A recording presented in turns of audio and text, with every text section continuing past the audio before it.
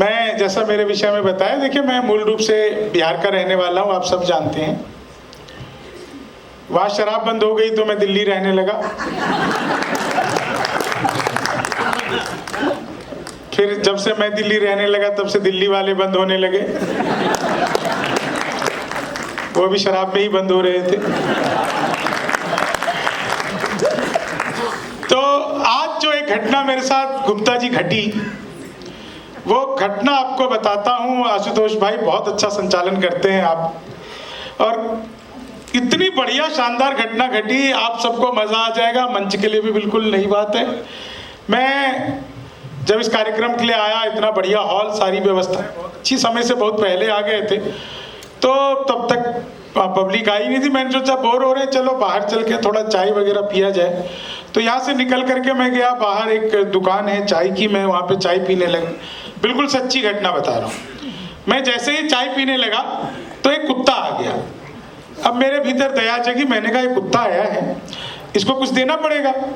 मैंने चाय वाले से कहा एक बिस्कुट का पैकेट दो। उसने मुझे बिस्कुट का पैकेट दिया। मैंने उस पैकेट को खोला, एक बिस्कुट निकाला और कुत्ते की तरफ फेंका। इतनी ही दया जगी थी। तो एक बिस्कुट निकाला, कुत्ते की तरफ फेंका। कुत्ते ने यूं लपका और लपकते ही अलट पलट अलट पलट अलट पलट अलट पलट 1 मिनट में 12 बार पलटी मारी, नीतीश कुमार से भी ज्यादा 12 बार पलटी मारी। मैं घबरा गया। मैंने सोचा क्या हो गया इसको। मैंने तुरंत ही चाय वाले को पकड़ लिया। मैंने कहा क्या मिला दिया तूने बिस्कुट में? ये तो अच्छा हुआ मैंने पहले नहीं खाया, नहीं तो मैं भी पलटी मार रहा होता। वाह। तो चाय वाले का जवाब सुनना और आप सबको आनंद आ जाएगा। चाय वाले से मैंने कहा क्या मिला दिया तूने बिस्कुट में? ये तो अच्छा हुआ कि मैंने पहले नहीं खाया, नहीं तो मैं भी ऐसे ही पलटी मार रहा होता। तो चाय वाला बोला बाबूजी मुझे मत डांटिए, बिस्कुट पतंजलि का है।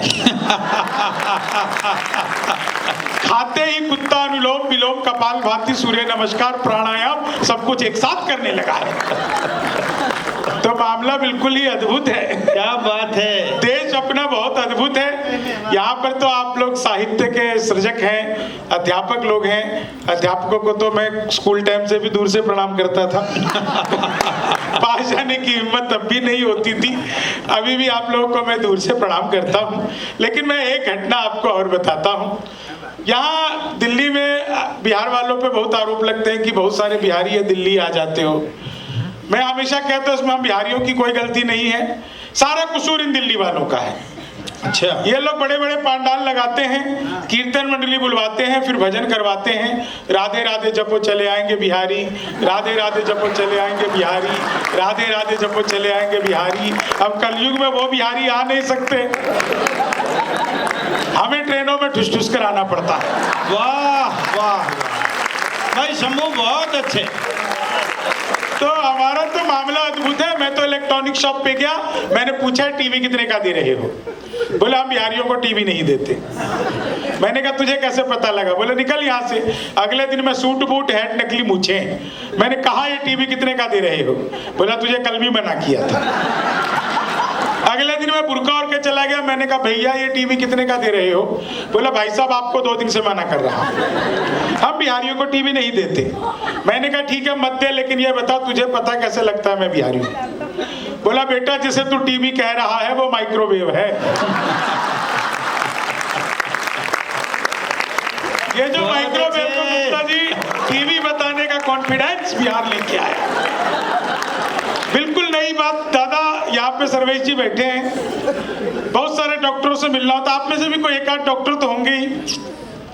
अब प्रणाम करता हूँ डॉक्टरों को, मैं दूर से प्रणाम करता हूँ, नजदीक से भी करता हूँ। जीवन में कुछ भी हो जाए, कुछ भी हो जाए, मैं डॉक्टरों को कभी भी नाराज नहीं करता, क्योंकि डॉक्टर जो है वो धरती पर भगवान का रूप होते हैं। होते हैं कि नहीं? वैसा अगर कभी भगवान आपसे नाराज हो जाए तो वो आपको डॉक्टर के पास भेज देता है। और आपने अगर गलती से भी डॉक्टर को नाराज कर दिया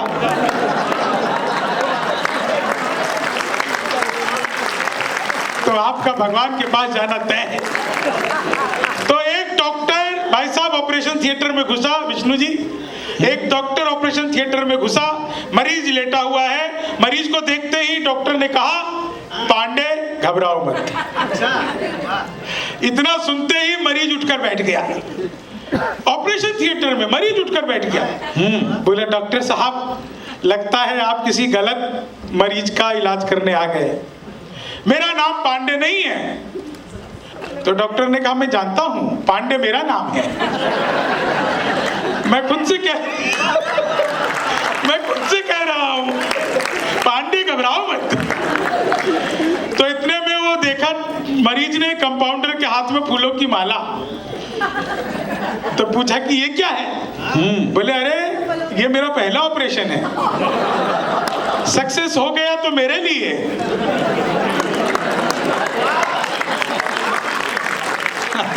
नहीं हुआ तो तुम्हारे लिए। तो मामला बिल्कुल अद्भुत है। कई लोग अभी आए हैं, ये वही लोग हैं जो बच्चों को कहते हैं समय पे आया करो।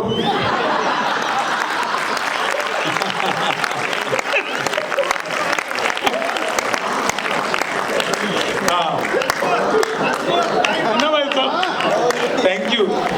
मैं 4 लाइनें आपको बता रहा था। देखिए, एक डॉक्टर ने अपने हार्ट हॉस्पिटल के बाहर एक शेर लिखवा दिया। शेर लिखा था कि खोल लेते दिल अगर हंस बोल कर यारों के साथ, तो हमें ना खोलना पड़ता यूं औजारों के साथ। जीवन में एंजॉय के लेवल को बढ़ा लीजिए तो एंजियोग्राफी करवाने की कभी भी जरूरत नहीं पड़ती। बहुत अच्छा। हमारी सबसे बड़ी समस्या यही है कि हम लोगों ने हंसना छोड़ दिया, मुस्कुराना छोड़ दिया। मैंने तो पिछले दिनों मोदी जी से पूछा, मैंने कहा, मोदी जी आपकी नीयत क्या है? मोदी जी बोले, मेरी नीयत पाक साफ है। क्या बात, वाह वाह वाह।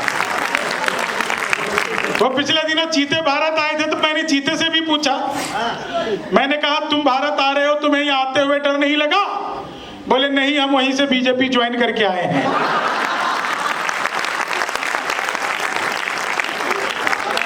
एक आदमी मिला, बोला, यार ये मोदी जब से आया है देश 500 साल पीछे चला गया। मैंने कहा, योगी को आने दे, त्रेता युग में ले जाएगा। एक बार तो गुप्ता जी मैंने अपनी सगी पत्नी से पूछा, सगी पत्नी से पूछनी पड़ती है। मैंने एक बार अपनी सगी पत्नी से पूछा, मैंने कहा, क्या मैं तुम्हारे सपनों में आता हूं? बोली, नहीं, मैं हनुमान चालीसा पढ़कर सोती हूं, भूत पिशाच निकट नहीं आवे। अच्छा, अगली एक लाइन पे मजा आ जाएगा भाई साहब, लाइन सुनना। विष्णु दादा लाइन सुनना, भाई प्रियांशु एक लाइन पे। भाई साहब पहली बार सुनोगे आप भी, श्रेष्ठ संचालक प्रवीण शुक्ल जी, आपको एक लाइन में मजा आ जाएगा। गुप्ता जी बिल्कुल नई लाइन। एक दिन पत्नी बोली, आज खाना मैं बनाऊंगी।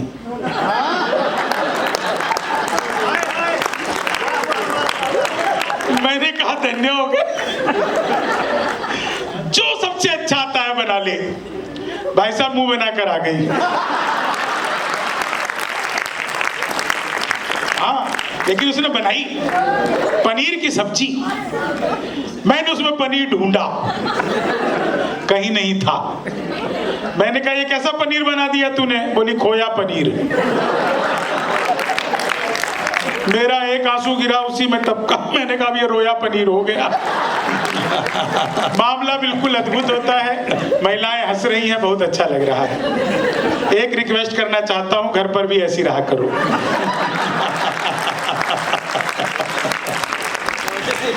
मैं सच बता रहा हूं आपको, दुनिया में सबसे मुश्किल काम है, सबसे मुश्किल काम है महिलाओं को खुश करना। 1000 तरीके अपना लो, आप महिलाओं को खुश नहीं कर सकते। हम पुरुष महिला को देखते ही खुश हो जाते हैं। हमारा कोई तरीका ही।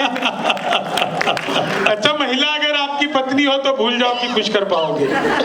आप उसको खुश करने के लिए बैंक भी लूट करके ले आओ तो यही कहेगी, SBI का क्यों लूटा? ICICI का लूटना था, वहां नए नोट मिलते हैं। मामला पूरे देश का अद्भुत है। देखिए, मैं तो बिहार का हूँ, ज्यादा इधर उधर की बात करता नहीं। मुझे बहुत अच्छे से याद है, प्रवीण जी, बिहार का एक लड़का पढ़ लिख कर इंजीनियर बन गया। जब इंजीनियर बन करके घर वापस आया तो उसने देखा उसकी मच्छरदानी में छेद है। बाजार गया, मच्छरदानी नहीं लाया। वो एक लंबा सा पाइप खरीद के लाया और मच्छरदानी में जहां छेद था उसके ठीक सामने दूसरा छेद किया। और बीच में उस पाइप को फंसा दिया। अब मच्छर इधर से घुसे उधर से निकल जाए। तो बिहारी वो आदमी होता है जो मच्छर के लिए भी बाईपास बना देता है। तो हमारा तो मामला बिल्कुल अद्भुत है। मैं सच बता रहा हूँ। 4 लाइन सुनिएगा। हॉल देखिए लगभग 85 to 90% भर चुका है और ये बहुत अच्छा लग रहा है। हंसते मुस्कुराते चेहरे। पाजी प्रणाम, कैसे हो? जी चीनी को अभी जमा करूंगा, आप सही टाइम पे आए हो। बिल्कुल। हाँ, मैंने सच बता रहा हूँ, मनमोहन जी के बाद इतना हंसता हुआ सरदार जी पहली बार देखा है। बहुत अच्छा नहीं सर, देखो जब वो मैडम के साथ थे ना तो वो भी अच्छे हो जाते थे। आप भी मैडम के साथ हो। ये हंसी मजाक की बातें ऐसी चलता रहता है। 4 लाइन सुनिए। आजकल रील्स का बड़ा दौर है। आप लोग तो सब रील्स देखते होंगे, क्लास में भी देखते हो क्या? बच्चों को तो पढ़ाते होगे ना कि भाई मेरी रील्स वायरल हो रही है, मुझे सब्सक्राइब किया। हाँ, तो रील्स का बड़ा दौर है। रील बनाने वालों का क्या हाल होता है? स्वागत। 4 लाइन सुनिएगा। बहुत अच्छा माइक है। पद्मिनी जी ने अभी आकर के वो गाया, सरस्वती वंदना। ये सुर में गाती हैं, मैं महिषासुर में गाता हूँ। रील बनाने वालों का क्या हाल होता है? एक तो मैं फोटोग्राफर को देख रहा हूँ, बड़ा मुस्कुरा के मुझे देख रहा है। बैठ जा भाई, आराम से बैठ जा। अच्छा, मुझे गुप्ता जी ने कहा शंभू जी कार्यक्रम के बाद कम से कम 5 मिनट रुकिएगा, सब आपके साथ फोटो लेना चाहते हैं। तो मैंने इनसे पूछा भाई साहब ऐसा क्यों लेना चाहते हैं? बोले उनकी अच्छी आती है। आप मेरे साथ जो फोटो लेता है उसकी अच्छी आती है। बहुत अच्छा। तो 4 लाइन सुनिएगा। रील बनाने वालों का क्या हाल होता है? कि लेनी थी जीत हमने मगर मात ले लिए, कितने हसीन देखिए जज्बात ले लिए, दूल्हा बेचारा रील बनाने में रह गया, दुल्हन ने फेरे पंडित जी के साथ ले लिए, दुल्हन ने फेरे पंडित जी के साथ ले लिए।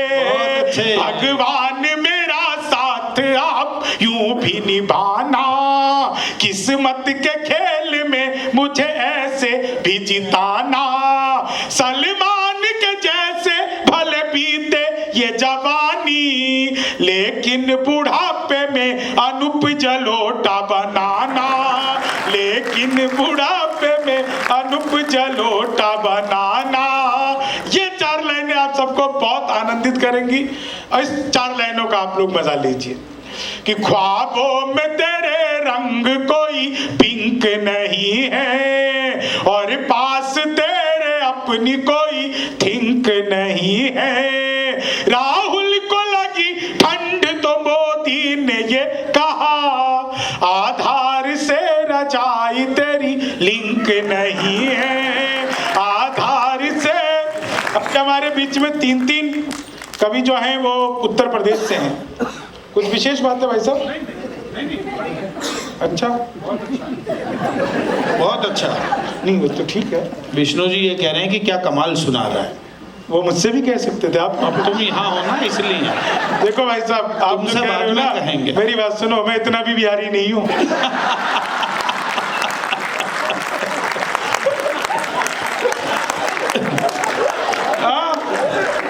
मुझसे कह रहे थे यार एक बात बता शंभू, ये ज्यादातर बिहारी IAS IPS क्यों बनते हैं? मैंने कहा देखो बाकियों में जितना दिमाग है ना उतना तो हमारा खराब रहता है। तो हमारा तो मामला, लेकिन ये हंसी की बातें आप लोग बहुत अच्छा सुन रहे हो। और सच बता रहा हूँ, मैं तो महिलाओं को जब भी हंसते हुए देखता हूँ ना इतना अच्छा लगता है। मैं तो ट्रेन में आ रहा था, बीच वाली बर्थ पर सो रहा था, ऊपर पे 30-40, नीचे पे 80-90। तो 30-40 ने 80-90 से पूछा, बोली बहन तेरी उम्र क्या है? 80-90 बोली 38-40। अब उसने उससे पूछ लिया तेरी क्या है? बोली 18-20। मैं तो 20 के बरस से धड़ाम से नीचे गिरा। बोली भाई साहब क्या कर रहे हो? मैंने कहा जी पैदा होने की कोशिश। बहुत अच्छे।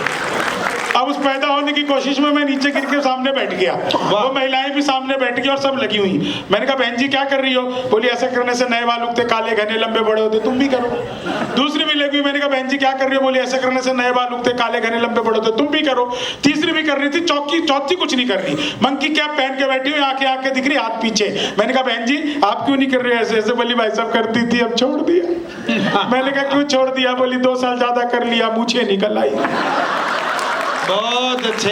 तो हर चीज का इफेक्ट और साइड इफेक्ट होता है। मैं तो देख पा रहा हूँ बहुत सारी महिलाएं मुझे घूर घूर कर देख रही हैं। इसमें मेरे अंदर कोई खासियत नहीं है, वो मुझे देखकर लगातार यही सोच रही है चलो अपना वाला तो इससे ढंग का है। इसमें वही तालियां बजा रहे जिनको लग रहा है कि वो ढंग के हैं। एक चीज आपको बता दूं साहब, कभी भी इश्क मोहब्बत प्यार करो ना, कभी भी, तीनों एक साथ भी कर सकते हो, लेकिन कभी भी इश्क मोहब्बत प्यार करो तो हमेशा कालों से करो। हाँ इसमें 2-4 काले हंस दिए। नहीं, कभी भी इश्क मोहब्बत प्यार करो हमेशा कालों से करो, क्योंकि गोरे तो आजादी से पहले भी बेवफा थे। भाई वाह, देशभक्ति भी है इसमें भाई साहब, हास्य थोड़ी है कि चीनी को जमा करके फिर से गन्ना बना दूं। सर आपकी फरमाइश पे मैं तो देखिए अद्भुत ही कवि हूँ। क्लास में अध्यापक आए, बोले कौन बेवकूफ है खड़ा हो जाए, तो मैं ही खड़ा हो गया। बोले तुम बेवकूफ हो? मैंने कहा नहीं सर आप अकेले खड़े अच्छे नहीं लगते हो। कि चीनी को, यहाँ पे सारे अध्यापक ही है भाई साहब, कि चीनी को जमा कर, संस्कृत के अध्यापक आए, आज तो 4 कविताएं संस्कृत में भी सुनी। संस्कृत के अध्यापक आए, बोले तमसो माँ ज्योतिर्गमय, इसका हिंदी में अनुवाद करो। मैंने किया, माँ तू सो जा मैं ज्योति के पास जा रहा हूँ। कि चीनी को जमा करके फिर से, नहीं सच बता रहा हूँ, वो तो संस्कृत के अध्यापक ने फिर पूछ लिया सर्वे संतु निरामया, इसका क्या मतलब है? मैंने कहा इसका मतलब है सारे संत निरामाया में लिप्त है। चीनी को जमा करके फिर से गन्ना बिल्कुल सच बता रहा हूँ। हिंदी के अध्यापक आए, बोले लड़की में बड़ी की मात्रा आएगी कि छोटी की? मैंने कहा पहले लड़की दिखाओ। चीनी को जमा करके फिर, वो हिंदी के अध्यापक फिर आ गए, बोले आमंत्रण और निमंत्रण में क्या फर्क है? मैंने कहा जो निमंत्रण नीम के पेड़ के नीचे से दिया जाता है उसे निमंत्रण कहते हैं, जो आम के पेड़ के नीचे से दिया जाता है उसे आमंत्रण कहते हैं। चीनी को जमा कर, और देखो हास्य में व्यंग कैसे एक लाइन तक पहुंचता है। हिंदी के अध्यापक ने पूछा माल्यार्पण किसे कहते हैं? भाई साहब बिल्कुल नई बात। हिंदी के अध्यापक ने पूछा माल्यार्पण किसे कहते हैं? मैंने कहा जब सरकार हमारी सारी संपत्ति इकट्ठा करके मालिया को अर्पित कर दे तो उसे माल्यार्पण कहते हैं। कि चीनी को जमा करके, वो हिंदी वाला फिर आ गया, बोले राहुल गांधी देश के प्रधानमंत्री बनेंगे, इसमें कौन सा अलंकार है? मैंने कहा संभव अलंकार है। कि चीनी को, वो गणित वाले आ गए, बोले मैंने तुम्हारे पिताजी को 2000 रुपए 6% ब्याज पर 10 दिन के लिए दिए, तो 10 दिन बाद कितना लौटाएंगे? मैंने कहा वो नहीं लौटाएंगे। बोले क्यों तुम्हारे पिताजी गणित नहीं जानते? मैंने कहा जी आप मेरे पिताजी को नहीं जानते, आज तक एक का नहीं लौटाया। चीनी, वो गणित वाला गए ही नहीं, बोला दशमलव किसे कहते हैं? मैंने कहा जब लगातार 10वीं बार लव हो जाए। चीनी, वो गणित वाला फिर आ गया, बोले एक्स की वैल्यू बताओ। मैंने कहा जो हमें छोड़कर चली गई, हमारी नजरों में उसकी कोई वैल्यू नहीं है। चीनी को जमा करके, पीछे तो एक रिटायर्ड टीचर भी हंस रहे हैं। सर आपको भी एक्स की वैल्यू पता है क्या? चीनी को जमा कर, अंग्रेजी के अध्यापक आ गए, बोले खूबसूरत लड़की को अंग्रेजी में क्या कहते हैं? मैंने कहा आई लव यू। चीनी को जमा कर, बिल्कुल सच बता रहा हूँ आपको, मेरे पड़ोस में रोज एक लड़की नागिन डांस करती थी, रोज नागिन डांस करती थी। एक दिन मैंने घंटी बजाई, वो निकल करके आई, मैंने पूछा तुम ही रोज नागिन डांस करती हो? बोली हाँ। मैंने कहा कभी डस भी लो। चीनी को, महिलाएं हंस रही हैं, मुझे फिर अच्छा लग रहा है।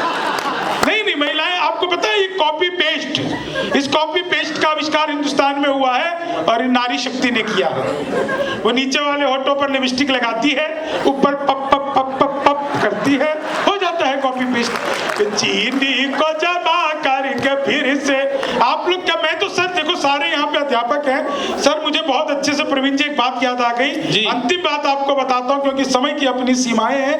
बिल्कुल मैं बता रहा हूँ, वो एक इंस्पेक्टर ने स्कूल में जाके छापा मारा, एक बच्चे को खड़ा किया, बोले भारत के प्रधानमंत्री का नाम बताओ। बच्चा बोला जी रामलाल। बोले रामलाल, कौन है रामलाल? बोले जी मेरे पिताजी हैं, 5 साल पहले घर से भाग गए थे, माँ कहती रहती है क्या पता प्रधानमंत्री बन गया हो। वाह, बच्चे किसी को भी निपटा देते। इतना सुनना ही था कि भैया कह के तुझे ये नहीं पता। इंस्पेक्टर को गुस्सा आ गया कि भारत के प्रधानमंत्री का नाम क्या है, मैं तेरा नाम कटवा दूंगा, क्लास से निचली क्लास में लिखवा दूंगा। सुनते ही बच्चा हंसने लगा, सर मेरा नाम कटवा ही नहीं सकते। बोले क्यों नहीं कटवा सकता? बोले जी मैं तो यहाँ का स्टूडेंट ही नहीं हूँ, मैं तो कंपाउंड के बाहर बकरियां चराने आया था। मास्टर जी आए थे, बोले बच्चे कम आए हुए, 2 घंटे के लिए बैठ जा, 10 रुपए मिलेंगे। अब ये 10 रुपए आप दोगे कि मास्टर जी से लेने? वो बिल्कुल गुस्सा आ गया उसको, इंस्पेक्टर को, मास्टर को बुला ले, दे रहा हूँ क्या कर रखा तुमने नकली बच्चे, मैं तुम्हारी कंप्लेंट करूंगा, तुम्हारी नौकरी खा जाऊंगा। बोला जी खा ही नहीं सकते। बोले क्यों? बोले जी मैं तो यहाँ का मास्टर ही नहीं हूँ। मास्टर तो मेरा बड़ा भाई है, साथ में परचून की दुकान चलाता है। नहीं हो जाती कई बार ऐसी स्थिति मास्टरों की। बोले साथ में परचून की दुकान चलाता है, कह गया था कि राशन नहीं है, मैं लेने जा रहा हूँ मंडी, तो 2 घंटे के लिए स्कूल संभाले, इंस्पेक्टर साहब आ सकते हैं, मैं तो 2 घंटे के लिए स्कूल संभाल रहा हूँ। इतना सुनते इंस्पेक्टर को गुस्सा आया, बच्चे को और टीचर को दोनों को पकड़ा, प्रिंसिपल के पास ले गए। बोले प्रिंसिपल साहब क्या कर रखा आपने, नकली बच्चे, नकली मास्टर, मैं आपके स्कूल की कंप्लेन करूंगा। इतना सुनते ही प्रिंसिपल साहब ने दराज खोला, एक 10,000 रुपए की गड्डी निकाली और इंस्पेक्टर की तरफ देते हुए कहा, बोले इंस्पेक्टर साहब प्रिंसिपल तो मेरे चाचा हैं, साथ में वकालत भी करते हैं। बोल गए थे इंस्पेक्टर साहब आएंगे, 10,000 की गड्डी दे देना, सभी फाइलों पर साइन कर जाएंगे। इंस्पेक्टर ने 10,000 की गड्डी पकड़ी, जेब में रखा और कहा देखो वो तो मैं हूं जो 10,000 में मान गया। अगर असली वाले इंस्पेक्टर साहब आते,